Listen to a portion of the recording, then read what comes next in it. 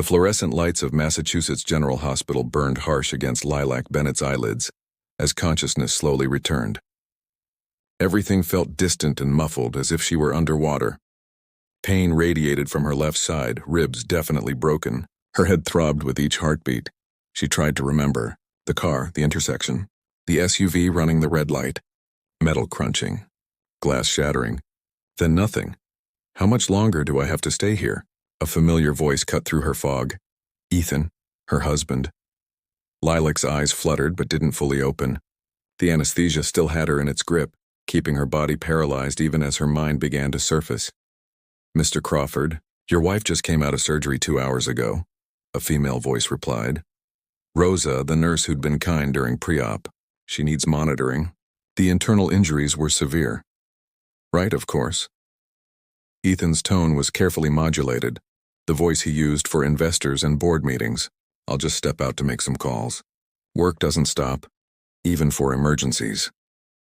Lilac heard his footsteps retreat into the hallway, then stop just outside the door. His voice dropped to a near whisper, but the hospital acoustics carried every word directly to her bedside. Jade, I can't keep doing this much longer, Ethan said, and Lilac's heart clenched. Jade Monroe, his business partner, the woman he'd hired 6 months ago, the one with the perfect corporate smile and designer wardrobe. Baby, I know it's hard. Jade's voice came through the phone, audible in the quiet room. But you said after the Series B funding? The funding closed last week, Ethan interrupted. I'm tired of playing the devoted husband. Lilac's accident is almost convenient timing, honestly. Once she's recovered enough, I'll file for divorce. Clean break. The words hit Lilac like a second collision. Her fingers twitched involuntarily, the only movement she could manage. What about the AI algorithm? Jade asked. The one that's making Crawford Tech worth $200 million? What about it? Ethan's voice carried barely concealed irritation. Ethan, we both know Lilac created the entire neural network architecture. Your investors think you're the genius behind it. And they'll keep thinking that, Ethan replied coldly. Lilac never copyrighted her personal projects. Anything she created while we were married is legally mine. She was always too naive about the business side. That's why I married her in the first place. Get the brilliant code, maintain the innocent wife image for investors who like family men. But now, she's become a liability. A liability? Jade laughed. She built your company. She was a tool, Ethan corrected. A very useful tool. But tools get replaced when they're no longer needed. Besides, she's been so focused on her coding cave that she hasn't noticed us. She won't even fight the divorce. She's too soft for that. Lilac's chest constricted, making it hard to breathe around the pain. 5 years of marriage. 5 years of late nights debugging code for his brilliant vision. 5 years of believing they were partners building something together. All of it a lie. I need to go, Ethan said. I'll stay another hour to maintain appearances, then head to the office. Dinner tonight? Can't wait, baby. I love you. Love you too. The call ended. Ethan's footsteps returned, and he settled into the chair beside her bed with an exaggerated sigh. Probably for the nurse's benefit. Lilac's eyes finally opened, still hazy but focusing on the ceiling tiles. Her throat felt raw from the breathing tube during surgery. Lilac? Ethan's voice shifted to concern so practiced it would have fooled anyone who didn't know the truth. Oh, thank God you're awake. How do you feel? She turned her head slowly, meeting his eyes. They were the same blue eyes she'd fallen in love with in graduate school, when he'd been a business student who needed help with a coding project, and she'd been the shy computer science major who'd thought his attention meant something. I heard you, Lilac whispered, her voice barely functional. Every word. Ethan's expression flickered. Surprise, then calculation, then something almost like relief that he didn't have to pretend anymore.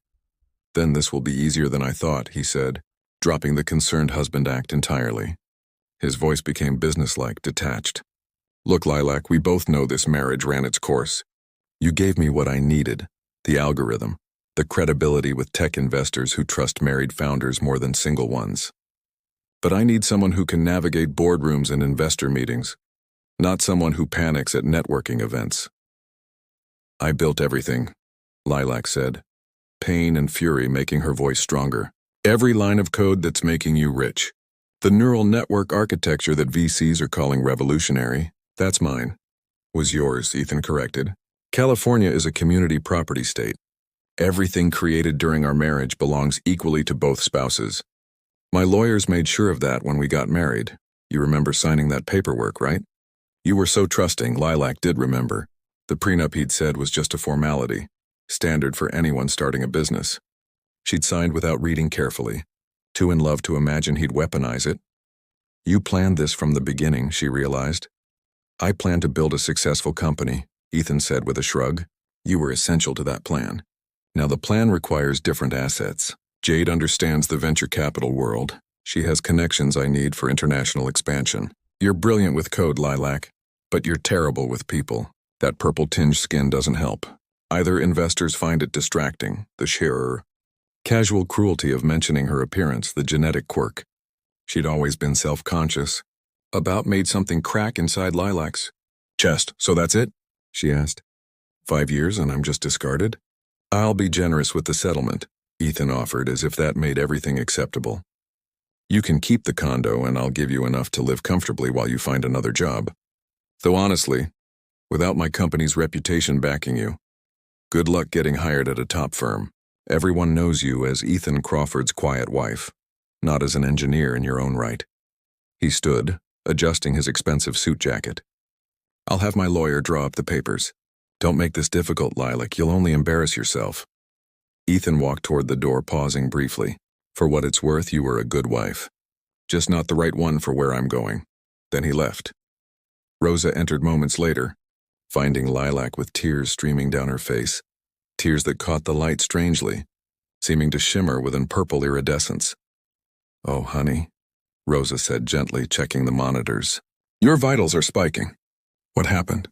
Everything, Lilac whispered. Everything just fell apart. As Rosa adjusted the IV, trying to comfort her patient, neither woman noticed the hospital computer screens flickering in response to Lilac's emotional state, or the way the monitoring equipment seemed to respond to her distress with readings that made no medical sense.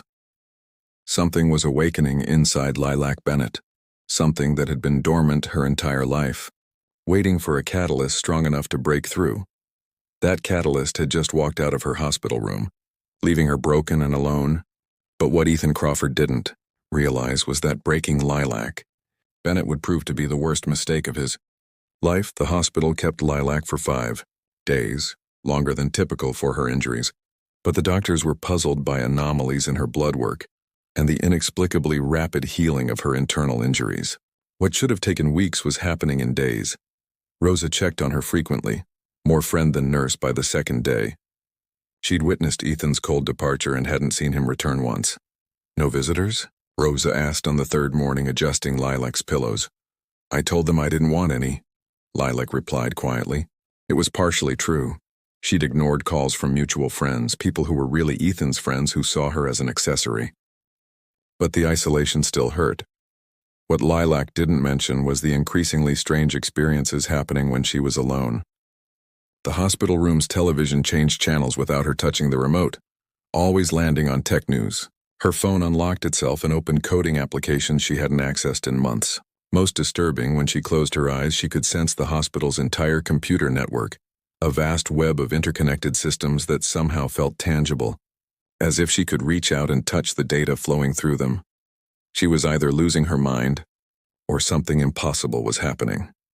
On the 4th night, around 2 a.m., Lilac woke to find a woman standing beside her bed, not Rosa and definitely not a hospital employee. The stranger was elegant and ageless, with silver hair and skin that bore unmistakable purple undertones, far more pronounced than Lilac's own subtle coloring. Lilac should have been terrified. Instead, she felt an inexplicable sense of recognition. Hello, Lilac, the woman said softly. I'm Dr. Astrid Vale, your mother's sister, your aunt. My mother died when I was 3, Lilac replied automatically. I don't have any aunts. My father said...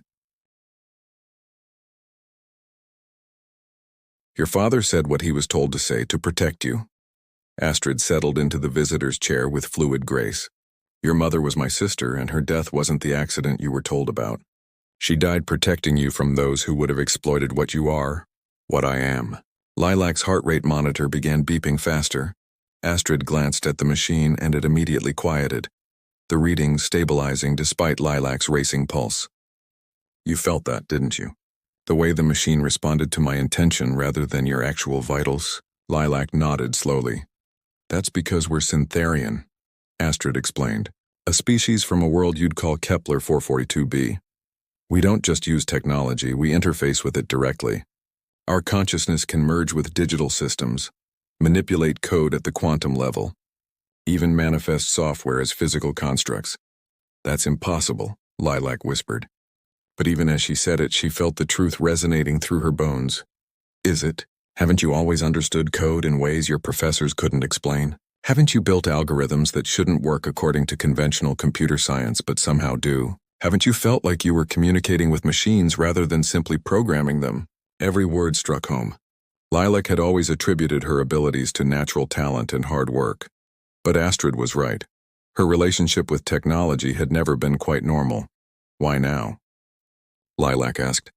If I'm part Syntherian, why am I only experiencing these things after the accident? Because you've spent your entire life suppressing yourself, Astrid said gently. Trying to be small, quiet, unnoticeable. Your father reinforced that after your mother died. Keep your head down, don't draw attention, hide the purple tint in your skin. And then you married a man who treated you the same way, keeping you hidden, using your gifts while denying your worth. The words hit like physical blows. Ethan's dismissal, his shame about her appearance, his insistence that she stay in the background, it had all been a continuation of the self-suppression she'd practiced her entire life. The accident broke something open, Astrid continued. The trauma, the betrayal, the surge of emotion, it shattered the mental blocks you'd built. Your Syntherian nature is awakening, and there's no going back to ignorance now. A shimmer appeared in the air beside Astrid, resolving into a holographic figure that was unmistakably non-human. Its form was vaguely humanoid but composed of flowing data streams and light, with purple circuit patterns visible beneath translucent skin. This is Nexus, Astrid introduced. An AI guide from our home world, here to help you understand your capabilities. Lilac Bennett Vale, Nexus said, its voice layered with harmonics that seemed to speak directly to her neural pathways. Your biological interface is awakening. You're experiencing the first stages of digital consciousness expansion. I don't understand, Lilac said, though part of her was beginning to. Nexus gestured, and suddenly Lilac could actually see, the data flowing through the hospital's network. Patient records, medication schedules, security feeds, all visible as streams of light and information. Syntherians don't hack systems, Nexus explained. We become part of them. Your consciousness can exist simultaneously in biological and digital space. The algorithm you created for Ethan Crawford? You built it instinctively using Syntherian cognitive architecture. That's why it's so revolutionary and why it will eventually fail without you. Fail? Lilac sat up straighter, ignoring the twinge in her healing ribs. The neural network you designed has a self-degradation protocol built into its core structure, Astrid said with a knowing smile. You embedded it unconsciously. A Syntherian instinct for self-preservation. Without your specific neural signature maintaining it, the algorithm loses coherence over approximately 18 to 24 months. Lilac's mind raced back through her code. She'd always felt there was something incomplete about the implementation, something that needed her regular attention. She'd attributed it to normal software maintenance needs, but now, I built in a kill switch without knowing it, she realized. You built in a tether, Astrid corrected. The technology needs you. Ethan thinks he owns your creation, but he only owns a ghost that's slowly fading. In a year, maybe less, Crawford Tech's flagship product will start malfunctioning in ways no conventional programmer can fix. Because only I can interface with it properly, Lilac finished. Understanding dawning, exactly. But that's not why I'm here. Astrid leaned forward. I'm here to offer you a choice. You can let Ethan's company slowly deteriorate while you rebuild your life quietly, taking the settlement he offers and fading into obscurity, or you can learn to fully access your Syntherian abilities and create something so revolutionary that Ethan's stolen algorithm looks like a child's toy by comparison. The hospital room's lights flickered as emotion surged through Lilac. He stole 5 years of my life. He used me, dismissed me, threw me away. Because he's incapable of seeing your true value, Astrid interrupted gently. Men like Ethan Crawford think in terms of assets and liabilities. They can't comprehend being in the presence of something genuinely extraordinary because they're too busy measuring everything against their own mediocrity. Rosa appeared in the doorway, stopping short when she saw the visitors. "I'm sorry, visiting hours." She paused, staring at Astrid and Nexus's holographic form.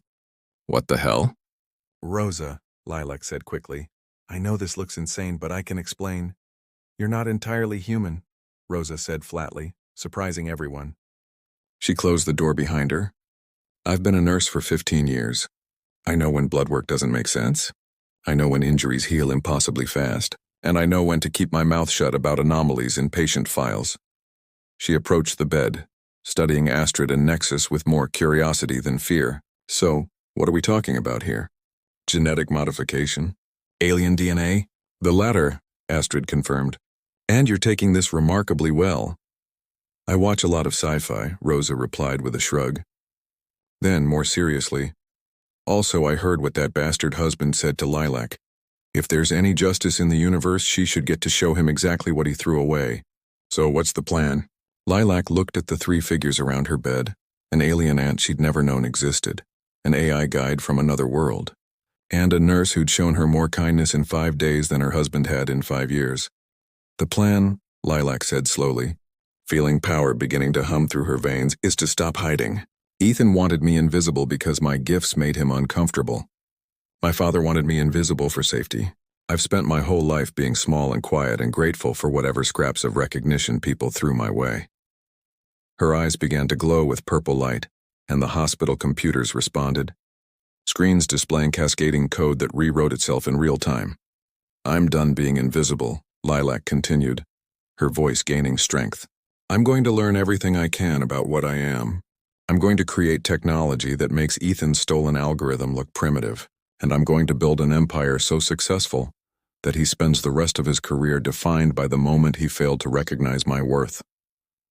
"There's my sister's daughter," Astrid said with fierce pride. "How long will training take?" Lilac asked. "Syntherian abilities develop rapidly once awakened," Nexus replied. "With focused training, you could achieve intermediate mastery in 6 months, advanced capabilities within 2 years. "Then let's start now," Lilac said. "I have a lot of time to make up for and an ex-husband who needs to learn what happens when you underestimate someone." Rosa grinned. "I have vacation days saved up. And honestly, watching a wronged woman with alien superpowers take down her douchebag ex sounds way more interesting than my usual shift work." "You're willing to help?" Lilac asked, surprised. "Honey, I've been nursing for years waiting for something interesting to happen. This?" Rosa gestured at the holographic AI and the woman with purple skin.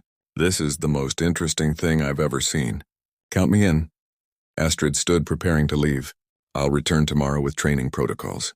For now, rest and practice small things. Try interfacing with your phone, sensing the data streams around you.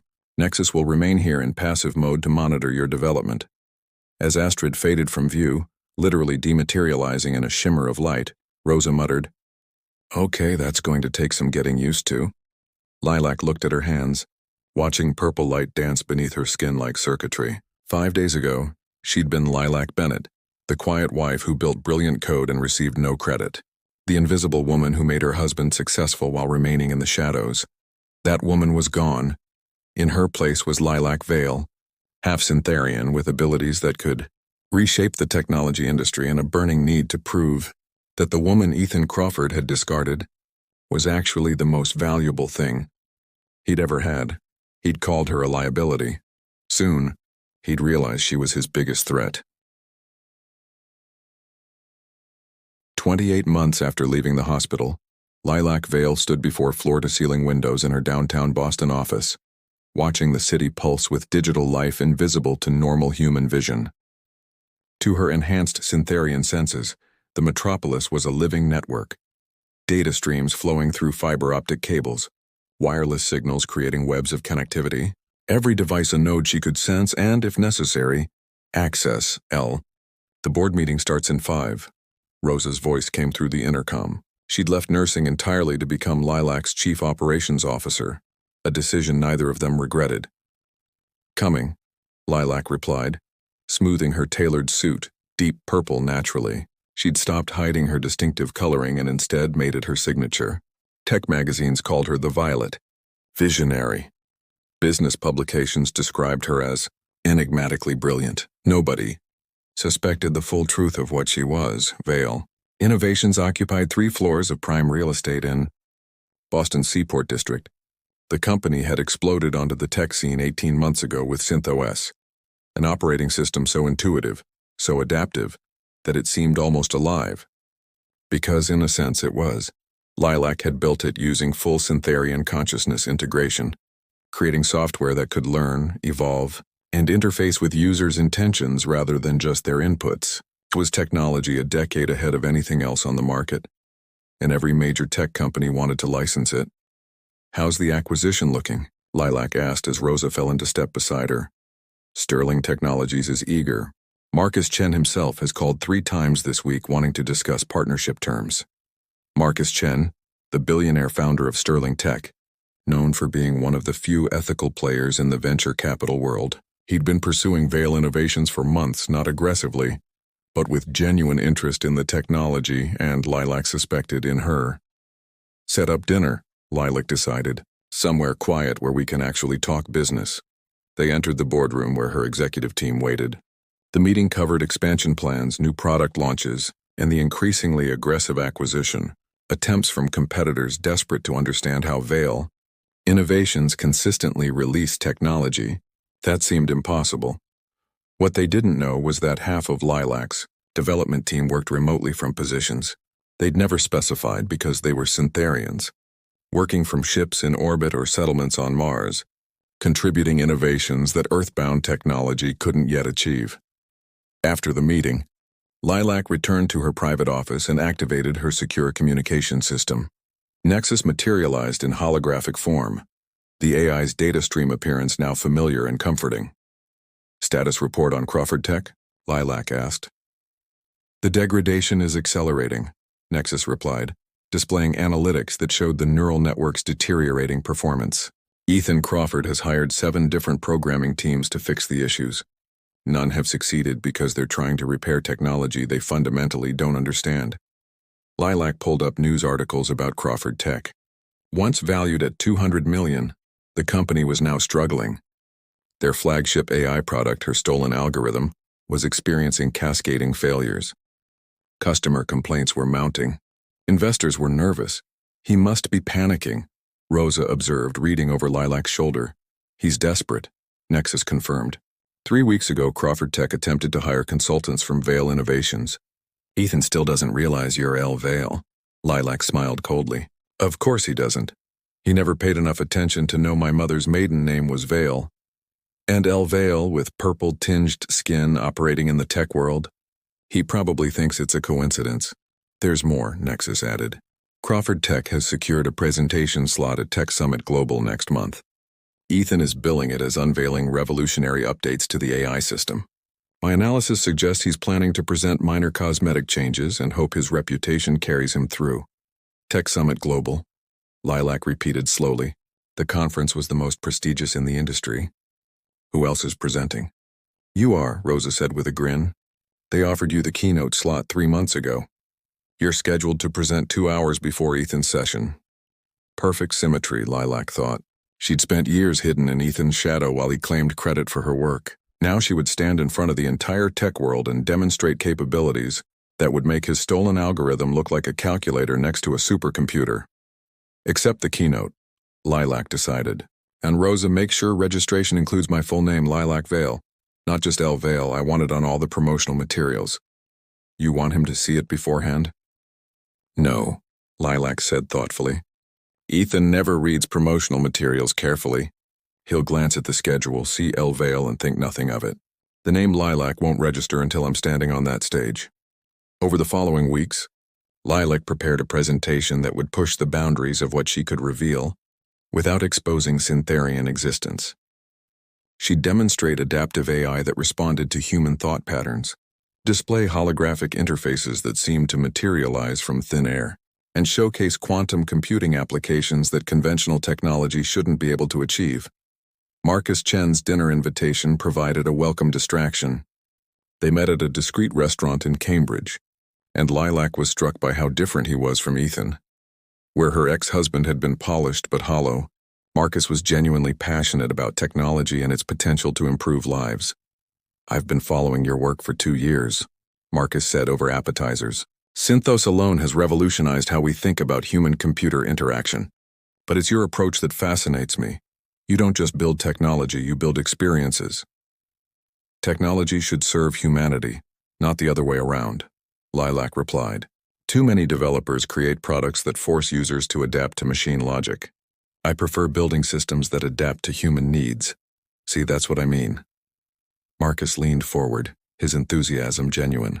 "You understand something fundamental that most of the industry misses. Technology isn't about code, it's about connection." They talked for 3 hours, ranging from business to philosophy to personal histories. Lilac found herself revealing carefully edited versions of her past. The marriage that had ended badly, the discovery of her true capabilities, the decision to rebuild her life on her own terms. "Your ex-husband must regret losing you," Marcus observed. "He doesn't know what he lost," Lilac replied. "He saw me as a tool, useful for a specific purpose, disposable once that purpose was served. He never understood that I was extraordinary." "His loss," Marcus said simply. "And if you're open to it, perhaps someone else's gain." The invitation was clear but not pressuring. Lilac appreciated the directness. "Perhaps," she agreed. "Though I'm focused on Tech Summit right now. I have something to prove, to your ex, to myself." They left the restaurant with an understanding that business partnership might develop into something more, but neither would rush it. Marcus respected Lilac's need to fully close the chapter on her past before opening a new one. Back at Vale Innovations, Lilac worked late into the nights preparing her keynote. Nexus helped her calibrate exactly how much Syntherian technology she could demonstrate safely. "The quantum interface will raise questions," Nexus warned. "It exceeds Earth's current theoretical capabilities by several decades." "Let them question," Lilac replied, her hands moving through holographic code displays. "Genius is always unexplainable until it becomes the new normal. I'll be Mysterious L. Vale, the developer who somehow achieved impossible breakthroughs. They'll call me brilliant rather than alien." "And Ethan Crawford?" "Ethan will watch me demonstrate technology that makes his stolen algorithm look like ancient history. He'll realize that the quiet wife he dismissed was actually the only reason he ever had any success. And when his presentation follows mine, showing updates that are actually just desperate attempts to fix a failing system, everyone will see the truth." Rosa entered carrying coffee. "The tech press is already building buzz about your keynote. They're calling it the future unveiled. No pressure or anything." "Good," Lilac said, her purple eyes glowing with determination. "Let them build expectations. I'm going to exceed every single one." 3 weeks later, at the Tech Summit Global Registration Desk, a harried event coordinator reviewed the speaker list. "We have El Vale for the opening keynote," she said to her assistant, "and Ethan Crawford from Crawford Tech presenting later." "Wait, what's the keynote speaker's full name?" The assistant checked. "Lilac Vale, CEO of Vale Innovations. Should I flag that for Crawford?" "They might know each other. Why would they? Different companies, different tech focuses. Don't worry about it." Neither noticed Ethan Crawford himself passing by, too focused on his phone to glance at the registration materials. He was frantically texting with Jade, who was trying to reassure him that his presentation would go well despite their product's ongoing failures. If Ethan had looked up, had paid attention to his surroundings the way he never had with Lilac, he might have noticed her name on the promotional banners. He might have connected the dots between Lilac Vale and Lilac Bennett, his supposedly insignificant ex-wife. But he didn't look. He never looked, and that blindness was about to cost him everything.